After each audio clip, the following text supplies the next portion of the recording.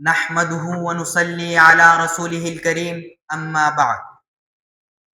لا مذہبی سے ہو نہیں سکتی فلاح قوم، ہرگز نہ سیکھیں گے ان منزلوں سے آپ. کعبے سے بت نکالے تھے رسول نے، اللہ کو دلوں سے نکال رہے ہیں آپ. مملکت شرعیہ کے فرما روا ساتھیوں اور سلطنت مبارکہ کے بہادر سپاہیوں، آج میں زمانہ راہن کے ایک ایسے سلگتے مسئلے کی طرف آپ کے عنان و توجہ مبذول کرنا چاہوں گا جس نے مفکرین قوم مسلم کی نیندیں حرام کر دی ہے، اور وہ سرتا سر اس سوچ میں غرقاب ہے کہ ملت کی ڈوبتی ہوئی نیا کو کس طرح کنارے لگایا جائے. تو لیجئے، میرا موضوع سخن ہے ارتداد کا بڑھتا ہوا سیلاب اور ہماری ذمہ داریاں. حاضرین، موضوع کی حساسیت کا اندازہ لگانا چندہ مشکل نہیں.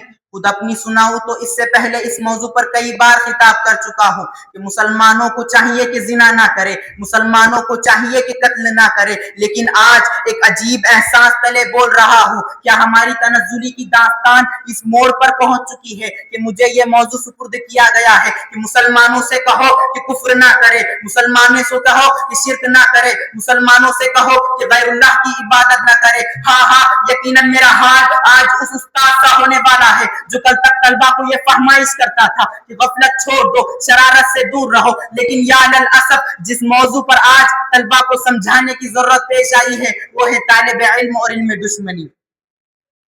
وائے ناکامی متائے کارواں جاتا رہا، وائے ناکامی متائے کارواں جاتا رہا، کارواں کے دل سے احساس ضیا جاتا رہا. سامعین علی، بلا شبہ ملت اسلامیہ آج ارتداد کے بھور میں گھری ہوئی ہے.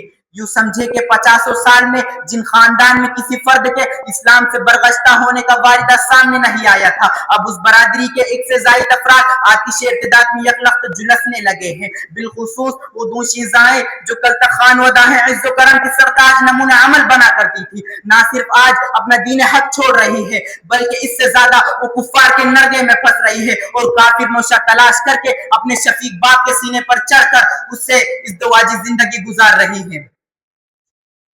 حاضرین، ذرا غور تو کیجئے، جس باپ نے اپنے اس لخت جگر کے ناز و نخرے پورے کرنے میں کوئی کسر نہ چھوڑی تھی، اپنے خون پسینے کی کمائی ایک ایک کر کے اس کے جملہ مصاری برداشت کیے تھے، اس کی عصری تعلیم کو بہتر سے بہتر بنانے کے لیے اپنے گاڑے پسینے کی کمائی کے دہانے کھول دیے تھے. کیا اس باپ نے کبھی سوچا تھا کہ میری امیدوں کا سرسبز باغ اس بے دردی سے لٹ جائے گا؟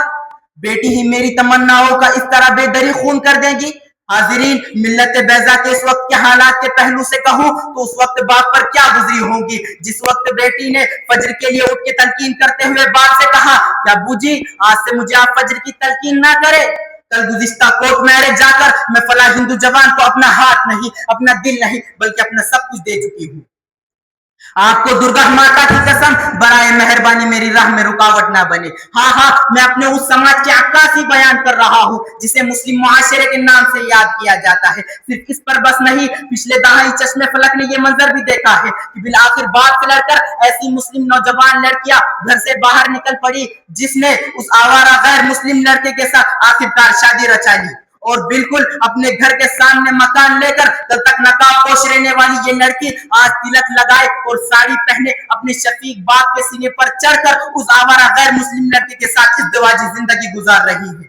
ارے حاضرین، یہ تو سکے کا ایک رخ ہے. ادھر مسلم نوجوانوں کے پاؤں تلے بھی ارتداد کا ایک ریلا دبے پاؤں آگے بڑھ رہا ہے. چنانچہ بہت سے مسلم نوجوان اسلام کے تعلق سے ایسے سوال کرتے نظر آ رہے ہیں جو ان کے درون آتش ارتداد کے بھڑکنے کا پتہ دیتے ہیں، اور بعض مرد و خواتین کے قصے بھی آپ کان میں پڑنے لگے ہیں. یوں سمجھے کہ ایک سیاہ سیلاب ہے جو امرتا ہوا آگے بڑھ رہا ہے اور خسو قاشق کی طرح مسلم نوجوانوں کو اپنے زور آوروں میں بہا لے جا رہا ہے.